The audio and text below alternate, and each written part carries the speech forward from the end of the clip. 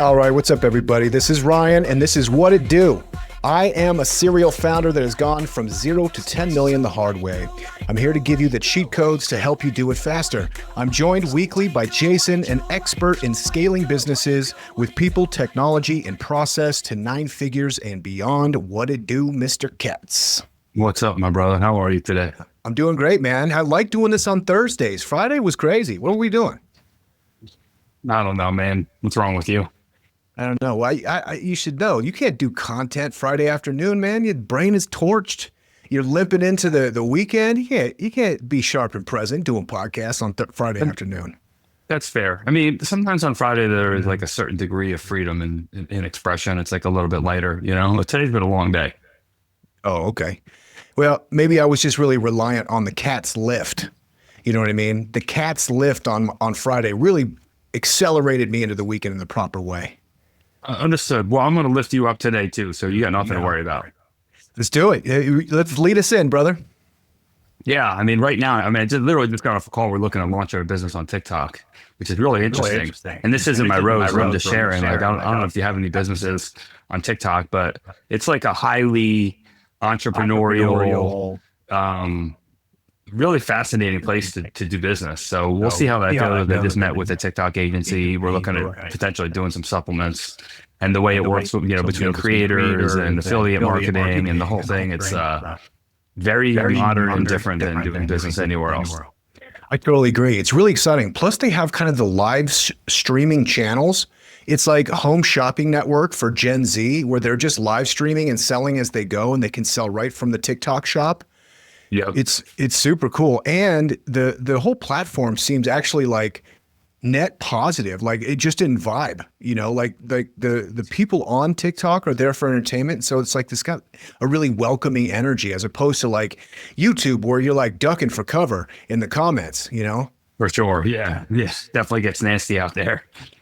It's totally cool, man. But I'll kick it off on Rose, man. I mean, I got a good Rose. So my Rose is, we've been doing competitive analysis. We're looking at businesses that help people grow and scale and exit. And, there's a lot of people out there that are doing this type of thing. And you'll get, the second you Google something and you start looking for it, you start getting hit with Instagram ads and Facebook ads for people that are keen on those keywords. And I've gotten all sorts of advertisements, on everything from download my $3.99, 50 things to scale your business with, all the way up to high level consultation masterminds that are $30,000-$40,000 and everything in between. So it's been really interesting to see like what's out there in terms of hey dude, that mic is really bad. Is it driving you crazy? I wonder if it's something else, man, because it's so low. Is that, let's see, keep talking. Low. Can you still hear it? That sounds better. That sounds better, I think. Okay. I'll just keep it at whisper volume. Sorry, pal. Okay. I can break down and get some headphones on, but then I'm not showing off my beautiful ears. Yeah, no, keep those ears. All right. So yeah, I was just saying how interesting it is to see such a wide variety of offerings. And some people take the approach of, well, we're gonna, just do the lead magnet to the course and the purchase my template, one size fits all template for a $199 kind of thing. And that really doesn't resonate with me because it doesn't feel real. It just feels like someone's just trying to get $100 out of my pocket. The ones that are real are, I'd say the best ones are doing operating system frameworks, where they say, we've built an operating system to scale businesses. They're very clear in knowing that they're looking for businesses that do between, call it like $2 and $10 million. And they're very clearly able to articulate the challenges that those business owners have.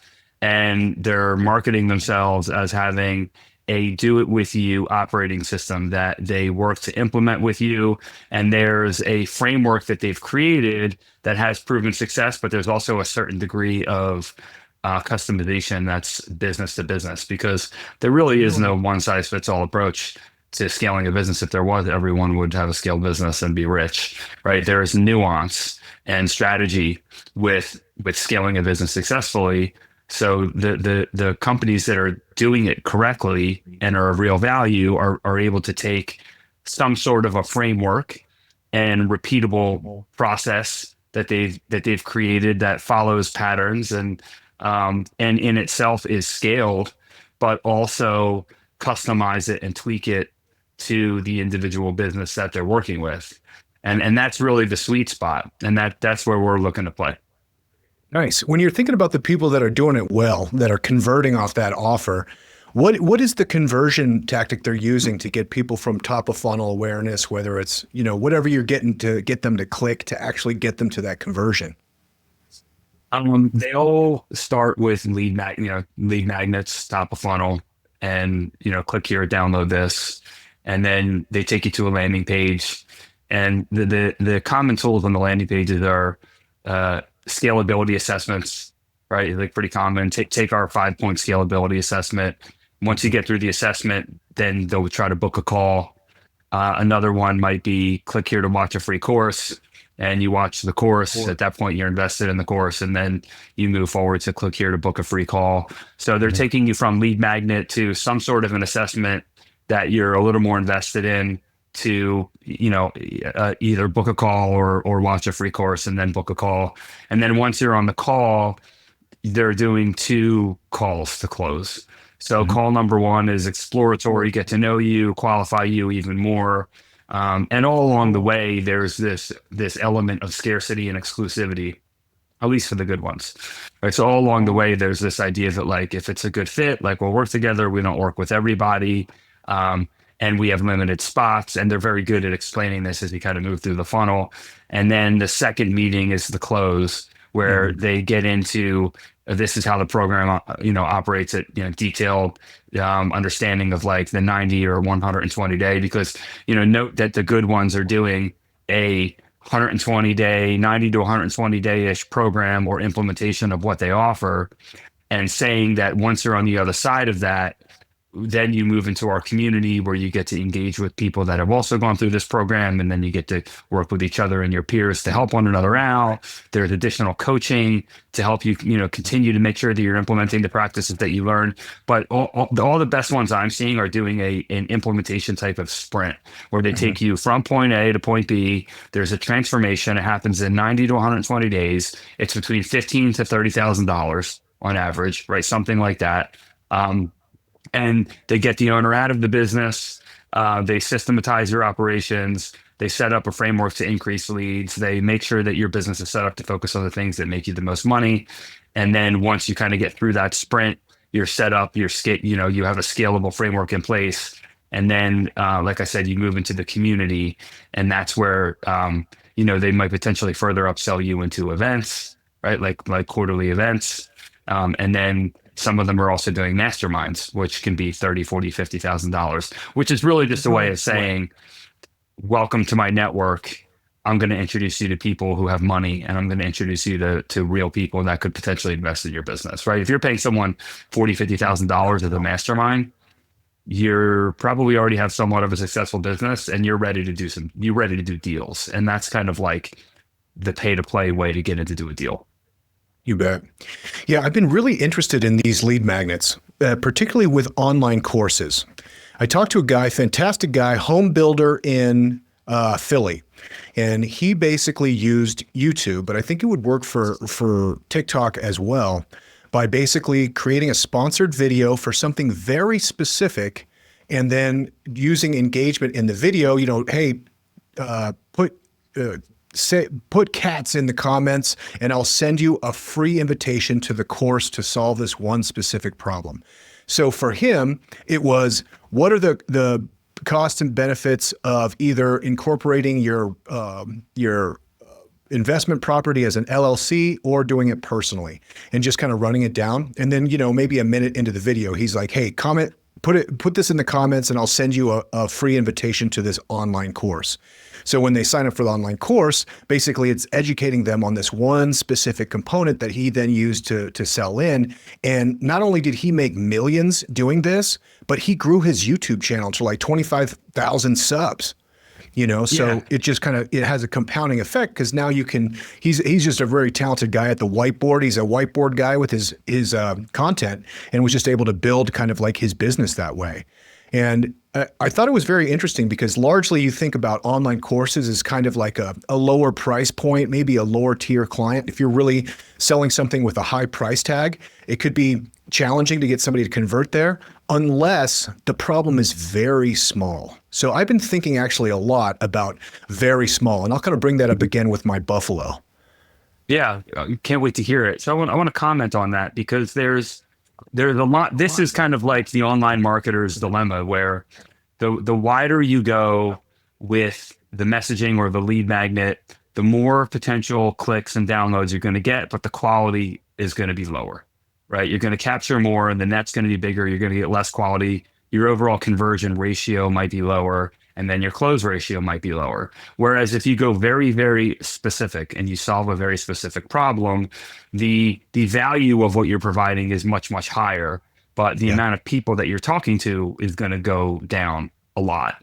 And this is a real dilemma because everyone that does between 2 to 5 million in revenue, which is kind of our sweet spot, $2 to $7 million in revenue, wants to scale their business, right? So are you just going out there and saying, we can scale your business? Or am I just going out and talking directly to service businesses? And this is actually a conversation we're having right now with our team is like, do we talk directly to service businesses or do we cast a wide net? And we're landing on casting a wide net. And then eventually we're going to niche it down is our plan.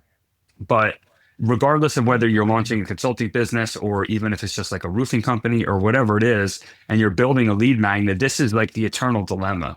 Is do you be highly specific and niched, right? And also there's an equation to how much pain the person is in. So if you're highly specific, niched, and the pain point is really, really high, I would say that's an optimal opportunity because if you hit those three, you're going to be able to charge a shitload of money because they're not going to be able to find your skills or expertise like that's speaking to them in a way that resonates with them the way that you are, because you're hitting that direct pain point of that thing that is extremely specific to their very specific situation that they're in great pain over. And if you can find that, I think the answer is you be really specific, right? And if you're maybe like we are, and you don't exactly know who's going to resonate with you, and your skill set is pretty broad. I think what we do, if you look at our team, I mean, there's 4 of us on the team now, which is crazy because I had no one 2 months ago, and now I have 4 people on the team. And if you look at the team, we're experts in CPG, manufacturing, home services, and retail and wholesale supply chain. And when you look at all that, it's like, okay, like we don't want to leave customers on the table. Like we have a really broad skill set and we understand value chain really, really well. So we're going to go and we're going to target a variety of businesses and we're going to talk the value chain game. And that applies universally to any industry. And like I said, then we'll niche down from there. Our marketing will get cheaper. Our conversions will get higher. Our services will get more expensive. And that's kind of where we're headed. You bet. I mean, kind of like how you've built the squad at this point is a great example of this, because it's about kind of really getting specific with the need you're satisfying. So we go into this, we're thinking about a podcast series about building our personal brands. Okay, what do we want? We want to add a 0 to our net worth. That's what we want. But then there's like the secondary problem that's like, well, we're the industry's top best kept secret. How do we get people to know who we are? But that's not even the major problem. The problem might literally be like, well, how do we record a podcast that we're even going to go on? And so then we find a tool to do exactly that. So it's like creating that tool that opens up the broadness. Like, okay, we have a podcast recording tool now. So that's going to be the very beginning entry point to add a 0 to our net worth, Yeah, for sure. It's cool. Nice, man. I'll just spin that into my Buffalo. So here's my Buffalo for the week. It's a term. I don't know if you've heard this term. Vibe coding. Tell me about vibe coding. Vibe coding. You always come with some interesting shit. Yeah, vibe coding is finally the kind of coding I can get into. Now I've wrapped my head. I'm decent at coding, but like no way proficient. Largely because I get frustrated with the speed. It's slow. It's laborious. It's nitpicky. It's tough. But now we have tools that can go directly from prompt into code. GPT really might like set its flag in the moon, so to speak, by saying like, look, you can build apps on Twitter by just typing out a prompt, and there's your JavaScript. You can go run that code. Well, it's become more sophisticated in the last couple of years. There's a couple of tools, Bolt and Lovable, where essentially if you can find a small problem like this, okay, and like a problem I have is like, I have 2 spreadsheets that I always go to, and it's irritating that I have to copy and paste from here to there. Very small, minute thing, but that's kind of the agitation that all of us have on a daily basis. Is a million different ways we have to log into things, export things, download things from one thing, upload it into another. All of these represent a very acute opportunity where you're like, well, if I have this problem and 1,000 people have this problem, perhaps I can build a solution, and perhaps monetize it. So with vibe coding, like literally what you have to be able to do is just enunciate the problem you're having. Okay, Lovable, here's the problem I'm having. Build me a tool that will satisfy this. So it builds a Chrome extension and basically will bolt together exactly what you need. Now, this is dangerous for a guy like me because I chase shiny objects like it's my job. And my job really is to not chase shiny objects. I need to stay focused. So immediately I start thinking like, dude, I could put, 4 Chrome extensions together. If those are subscriptions at $10 a piece, boom, boom, boom. Now I have like recurring revenue with all these like little tools that would also help me. So instead of thinking of it like that, I'm thinking about like perhaps these kind of like little AI tools could be a way to kind of create communities and create distribution for the larger offer. You know what I mean? So if they're essentially loss leaders, these are, lead magnets like, ooh, try this. Are you using this? And now you have a communication to a whole string of people has the exact same problem that you do or that you're solving for, and you already given them like a tool that's making their day easier. So I think as far as like customer acquisition, this could be like a really cool way to utilize some of these, generative AI tools, particularly with dev.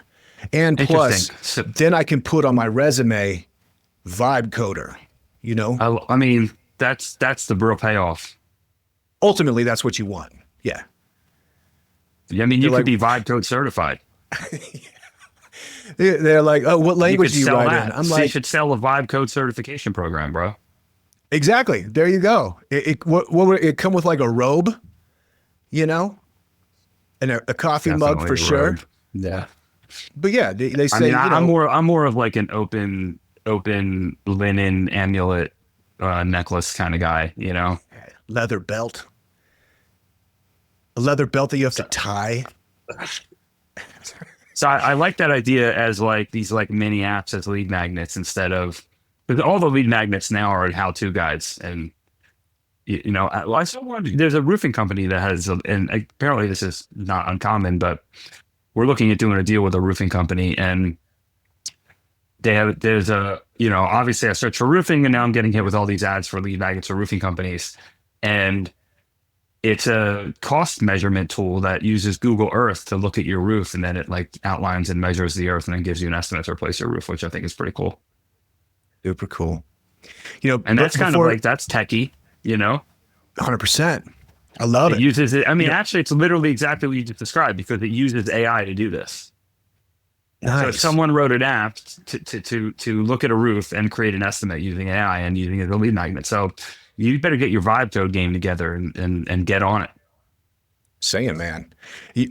This is just kind of top of mind of a great lead magnet I saw this week. Is somebody emailed me they sent me money through PayPal, 2 cents. And then they basically pitched their product. So they're like, hey, this is my 2 cents, Ryan. Check out blah, blah, blah, blah, blah. I love it. I was like, dude, that is so smart. So immediately I was like, what is this? And I was like, why did they send me 2 cents? And then I was like, oh, I get it. And so like the deliverability to the inbox is perfect because it's coming from PayPal, you know? I was like, ooh, I like that. That's smart. Yeah. Interesting. I might have to steal that. Yeah, me too. All right. What else you got? You got a thorn? You got a buffalo? Yeah, I got a thorn. My thorn is, I started posting on social. I'm sure you've seen some of my posts. They're going out, feeling good, getting likes. And sure enough, the second you put yourself out there, haters gonna hate, and there's someone who shall go unnamed that was at one point worked for me and no longer works for me. And um I guess there's nothing better to do than start reaching out to, people that I'm professionally associated with and kind of start talking about my social posts. And it's like, man, like I haven't talked to you in like a year. You really got nothing better to do with your time, And then I talked to a couple friends and they're like, look, like the second you start doing something different, and the second you start kind of innovating on yourself, like this is what happens. Like people are just going to hate, and social media is where it all lives, where it all goes down. So haters going to hate. That's my thorn. I'm over it. I'm doing my thing.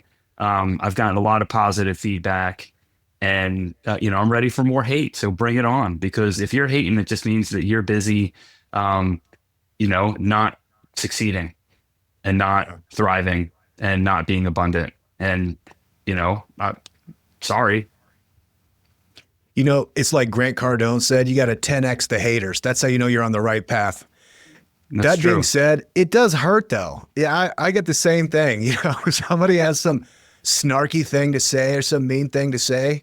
Why is your face so red? It's like, bro, come on, man. I'm working on the lighting, but it Like does hurt. how hard I worked, like to get like I put in 10 hours just to sit down and have this conversation. And I got to go, spend another 3 hours filling baby bottles and, massaging my wife's neck. And, by the time I go to bed, I'm like, falling all over myself.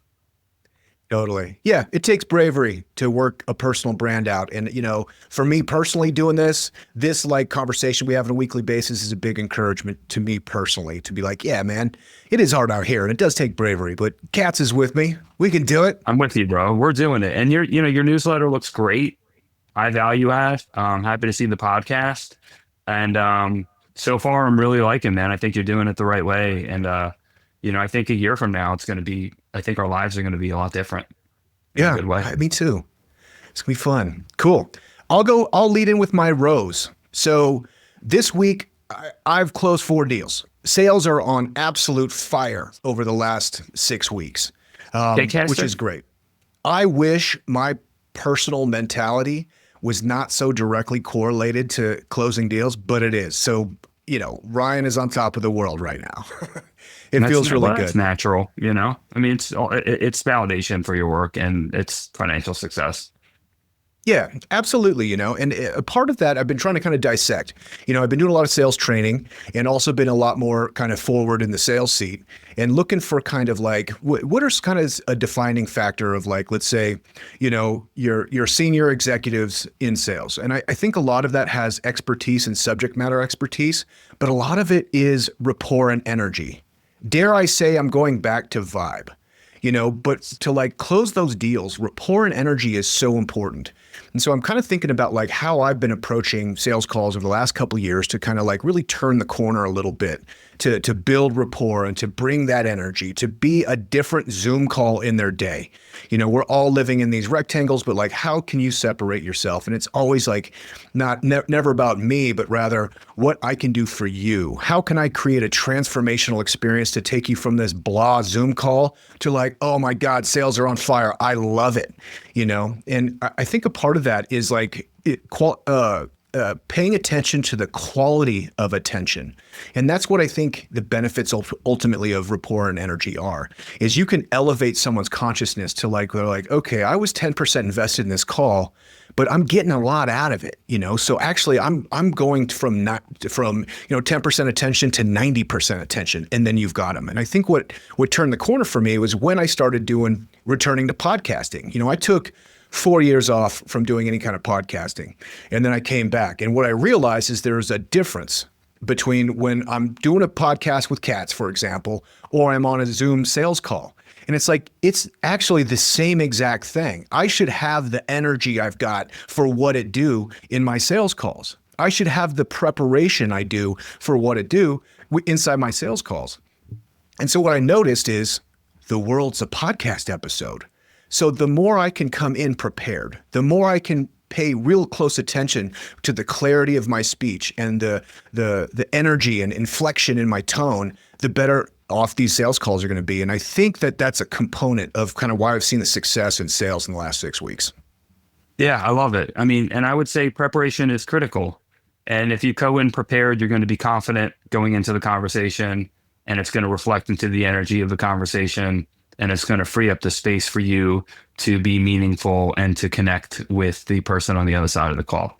And I had a similar experience. It wasn't a sales call, but we're looking at doing a deal with a service business, and the energy and the vibe on that call was just spot on. You know, we met with the owner of the business and his wife. You know, we had already done a couple calls with just the owner, and the wife came in, and you know, you could tell she was testing us, and she was asking us, you know, what are you going to be able to provide for us, and what's different for, you know, you versus, you know, X, Y, and Z, this other group. And we just went through some systemization and, right, like, so where's, you know, what's the benefit? And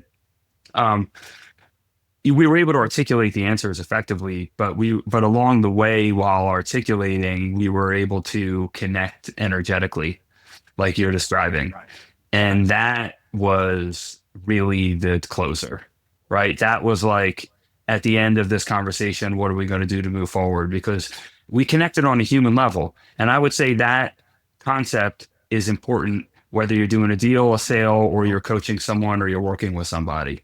If you can rise up and connect on a human level and stop thinking outside of the box of like the task at hand or like the goal of the call, like that's where the preparation comes in.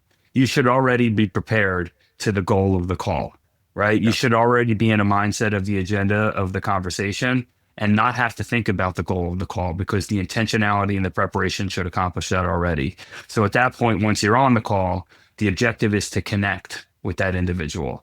And once you can connect, you guys can really, you know, innovate on where you go conversationally. And I think that really drives success. I love it. Yeah. And, you know, for me, like if I can interject humor in any situation, particularly when you have a tense call, you know, sometimes if people come into a Zoom call and they're like kind of shut down and one word responses and they're a little bit cagey, you know, and I had a gentleman this week, and he was very nervous, you know, for the call, and like, well, I just don't know, you know, if I have what it takes to get this done. And I was like, well, you know, sir, you have the most important part to make sure you're successful with this. And I was like, your hair is beautiful.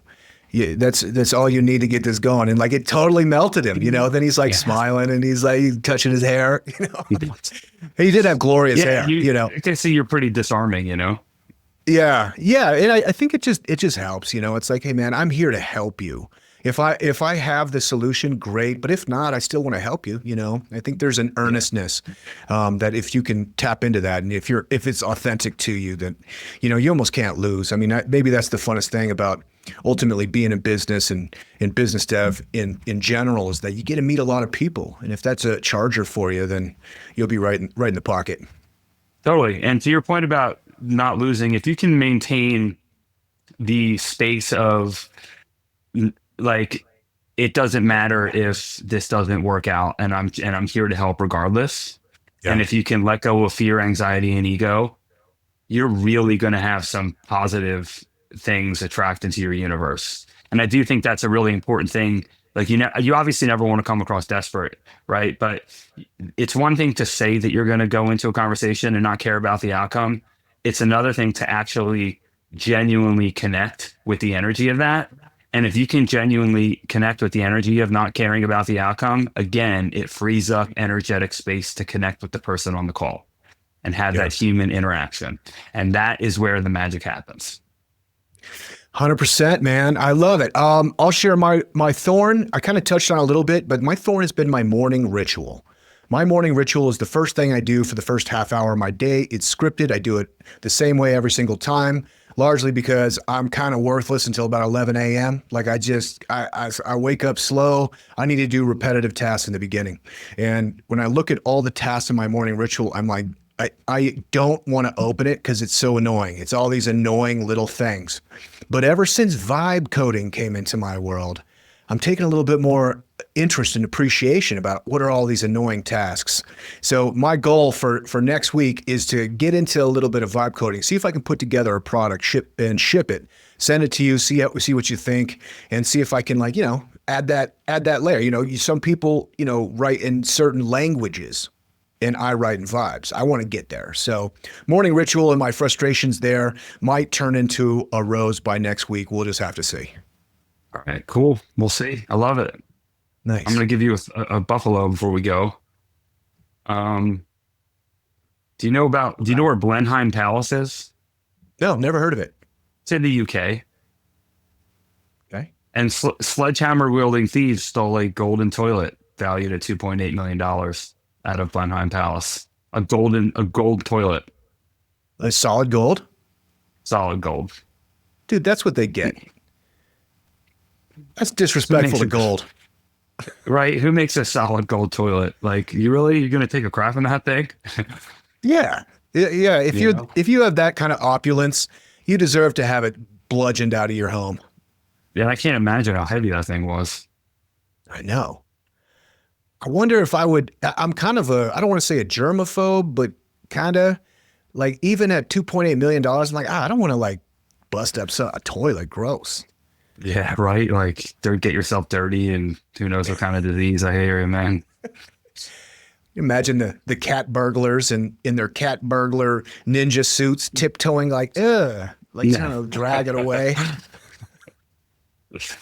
Anyway, that's my crazy story. Nice, man. Any recommendations for this week? Did I already recommend Notion? Because I'm recommending it again. Yeah. Double down. Notion is it's like if you want to build a company wiki, yeah, you do it in Notion. It's like a intranet it's like a company intranet for anyone.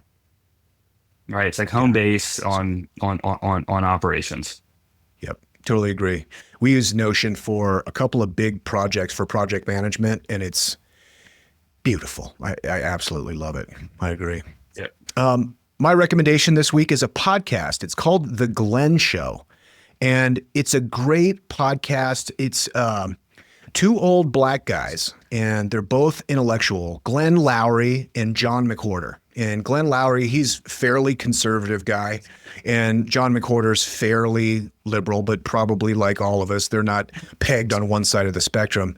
And they both have, been teaching in colleges for, 30 plus years, and write for the New York Times, and just very interesting takes, and they have like a great kind of conflict dynamic between them that's very respectful. But for people that are looking for like non-sensationalized news and takes on kind of current events, I think they just do an absolute phenomenal job breaking down like multifacets on each story and just giving it a very thorough and thoughtful like response. So check that out. It's The Glenn Show. If you just like search Glenn Show, you'll find it, but it's a great one. All right. Thank you for that. Yeah, man. Anything else before we get out of here? We're good, bro. Appreciate it. Love it. You bet. Good to see you, my friend. And I want to say thank you to all the listeners. Appreciate you listening to the show. If you have an opportunity, wherever you're listening to this, please subscribe, rate, and review. And if you want to recommend us to a friend, I'll be forever indebted. Appreciate it very much. Shining stars, computer light. Take the flight in the glow of neon bright. So let's talk about podcasts for a second. You're listening to one, which is awesome, by the way. Thank you so much. But have you ever thought about being a guest on a podcast? Like, seriously, imagine sharing your story and your expertise and your business all on shows where your ideal customers are already listening. Kitcaster connects founders and entrepreneurs, professionals, with podcasts that actually make sense for their brand. No pitching, no guessing. You just have great conversations on great shows. And the best part, Kitcaster handles everything. You just show up and bring your A game, Kitcaster does the rest. This is hands down one of the easiest ways to grow your personal brand and just create a wellspring of content for short video, for blog posts, for speaking engagements, for whatever. So if you've been thinking, yeah, I really need to step up my content game, go to kitcaster.com and apply today. Now back to the show.